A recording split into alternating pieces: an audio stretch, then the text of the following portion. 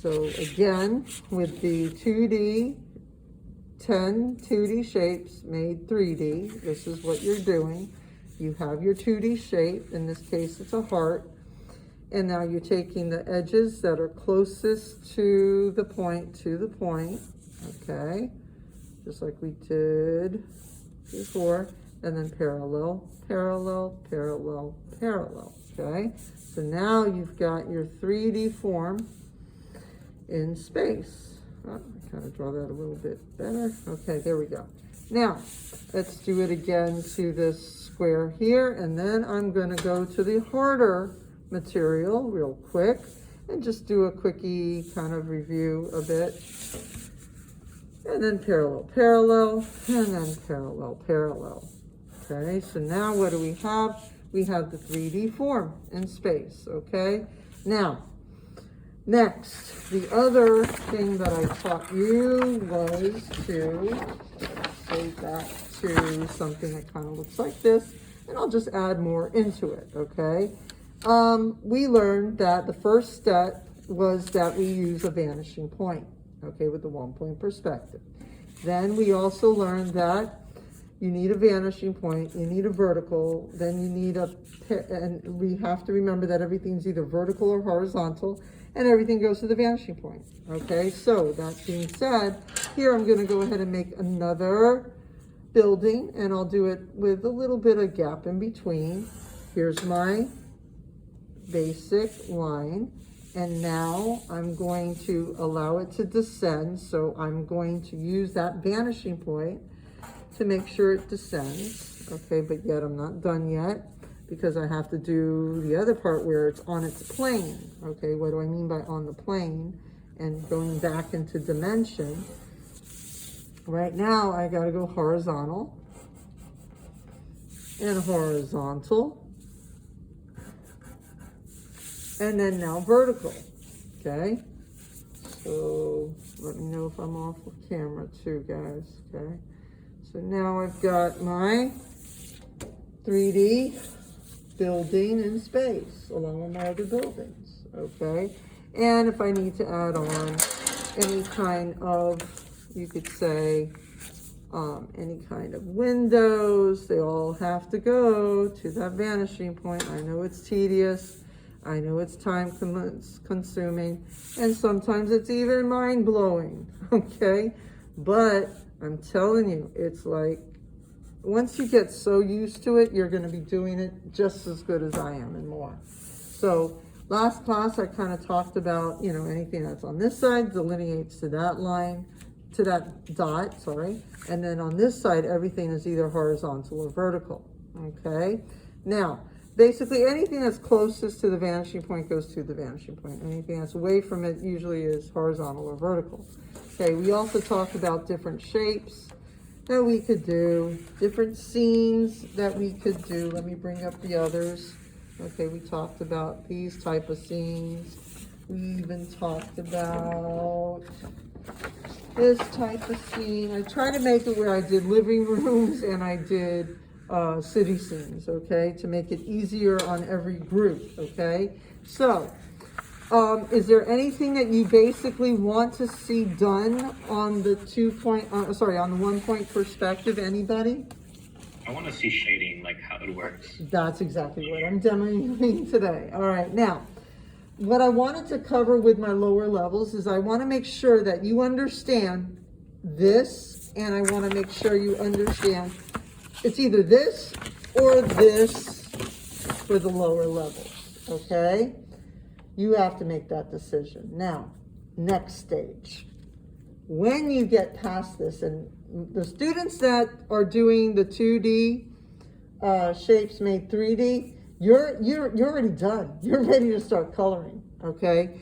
My students that are doing the more complicated 1-point perspective, okay, this style of perspective, you might take till the end of the period, but then you're gonna be like, oh, wait a minute. I want to color now, okay? So that's where I come in, okay? Now, I'm going to start with a basic, and then I'll probably head off to the other two. Now, okay, I made it in my description that you could use regular pencil, or you could use color pencil, or you could use ballpoint pen, or you can use charcoal, okay? Now, we already know that there's hatching, cross-hatching, stippling, and blending, all right? I'm sorry, I tend to gravitate towards blending, okay? So now, I'm gonna use my black and white medium, that happens to be charcoal, and what am I gonna do? I'm gonna go ahead and shade in this particular shape. Now, you've already learned about lighting. Things that go back in space get dark, things that come out to you get light. You learned about a light, medium, and dark. You learned about shadow, cast shadow, and reflective light. So, you know, you might want to start using kind of what you've learned. Another thing too, you want to make sure, like if I'm darker along here, you want to make doubly sure that along here it's lighter.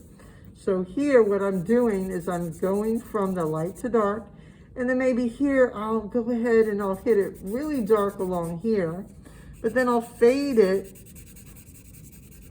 as I go down, and I'll probably use a darker shade than what's on this side, okay? Just to give me that illusion of depth, just to give me the idea of form, okay? That chiaroscuro that we talked about, okay? Now, and you could go crazy with it, you put shadows into the background and all kinds of things that we've kind of learned about, okay? Now that's just with the black and white. Now, next level, okay? And I'll tell you what, for the next level, I'll do one here, and then I'm gonna do one on the other kind of perspective, okay? Now, I'm gonna take this shape right here. And I wanna make sure I'm okay on both cameras because I lost my vision on the other camera this morning.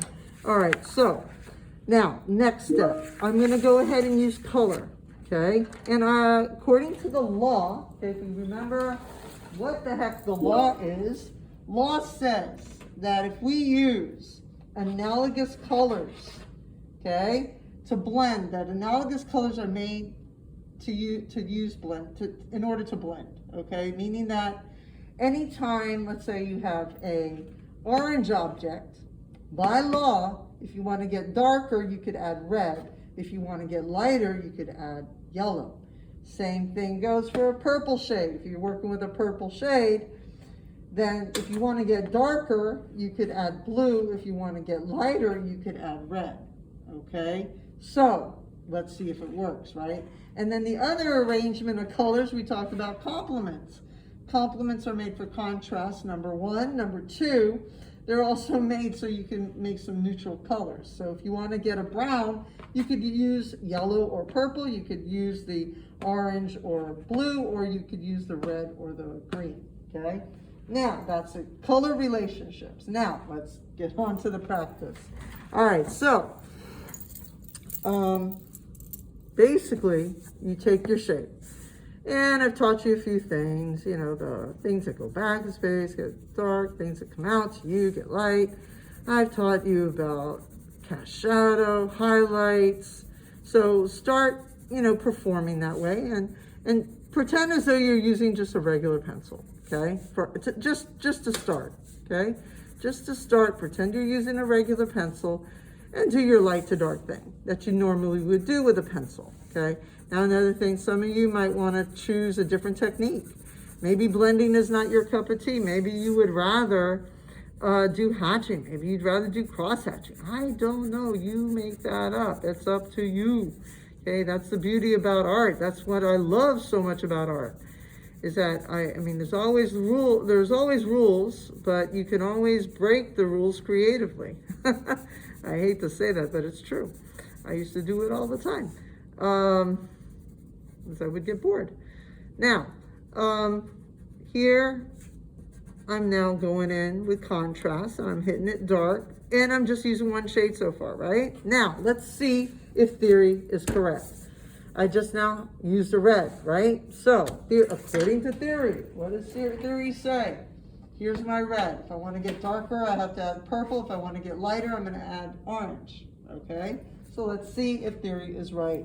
Let's test it. Put it to the test. So I'm going to take my purple, and I'm going to go ahead and hit it up along here, the darker area, hit it up very lightly across here. And again, I'm still thinking about my contrast. Still thinking about all that great stuff that I learned. So, you know, maybe in here, a little darker, and then maybe here, lighter, leave it light, leave a little reflective light if I want to. And another thing too, if it starts to get a little too purple and you don't like the purple, go ahead and pop some red into it, okay? Just do what you need. So in my darker areas, I'm just gonna hit it with a little tad bit of purple, just to see if what they say is true, okay? Let's try it. Test the waters, right? Test the scientists, okay?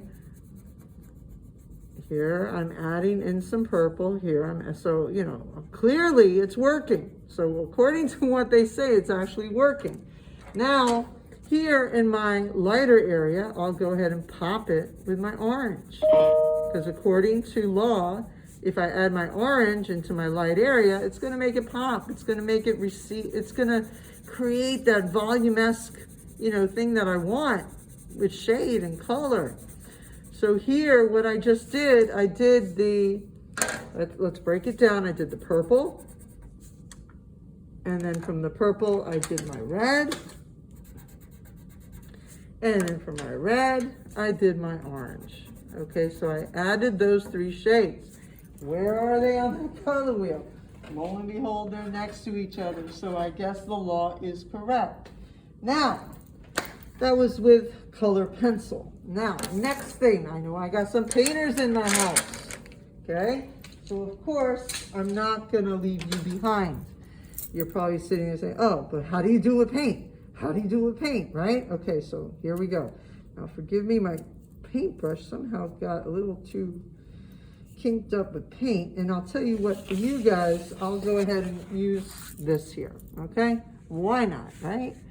All right, so let's test the waters again. All right, and I'll tell you what, I'm gonna start off with green. Why not? A green building, right? Sorry, my brush isn't working too perfectly too, so I'm gonna get, I hope I get what I'm looking for. So what I'm gonna do is I'm gonna use my green. They say to go light to dark with the green, so, right?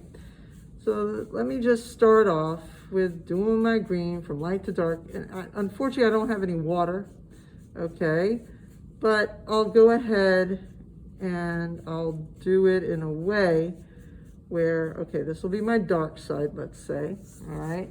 And now let's see if theory is correct. In my light area, they said to use, according to theory, in my dark area, okay, here's my green. In my dark area, I'm supposed to put blue, and in my light area, I'm supposed to put yellow. So give it a try, right? See if it works. So here, I've already started with the green, and this is gonna be my darkened area.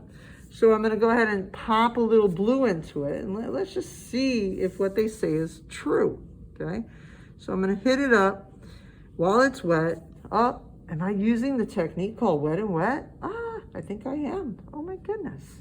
Okay, and what is wet and wet for? Is it blending? Oh my goodness, I didn't know that. Okay, now, wet and wet. While it's wet, go back in.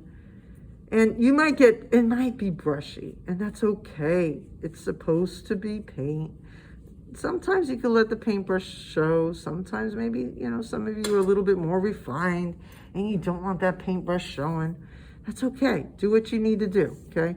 Now, I'll tell you, it's going to be hard with this activity to go into it with paint because it's so detailed. Like I said, try to make your detail less if possible, or draw in a way where you know for sure your brush can get into that area, okay?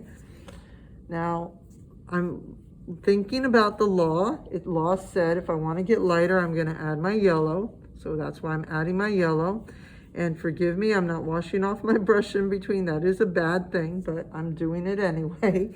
But it's okay. I'm working with acrylic paint. Acrylic paint can be beaten up so many times. If I want to start with green and then I want to paint right over it another color, I could, okay? I could literally change the whole shade if I want to. Now, another thing that some of you might ask me, hey, I want to get lighter with yellow. Can I?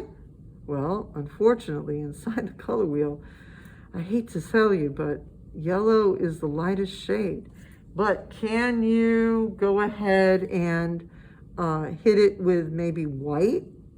Yes, you can. You could hit it with white, and what's going to happen is it's going to turn into a very, what's it called, cadmium yellow light. Sorry, my green is in my brush right now, so it's okay. I'm going to hit it up in this area with the white, just where I want it to be a little bit lighter, okay? And like I said, my brush, I'm sorry, I can't find a cup around here right now. They've thrown away a lot of containers. So all those wonderful containers that I was so used to having around me, I don't have right now. And that's all right. You learn to work with your environment and you adapt, okay? And that's okay.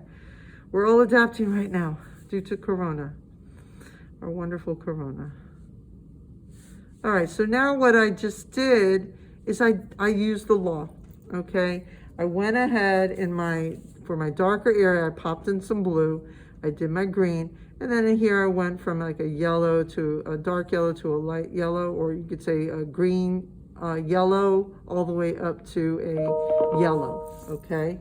So in that respect, you know, there you go. That's how you would do it. And then of course you want details, use your tiny brush, add in or stop at the point wherever it might be, and then put maybe this light shade in. Maybe you want it white, maybe you want people in it. I don't know. Whatever you got to do to make it happen, you do so, okay?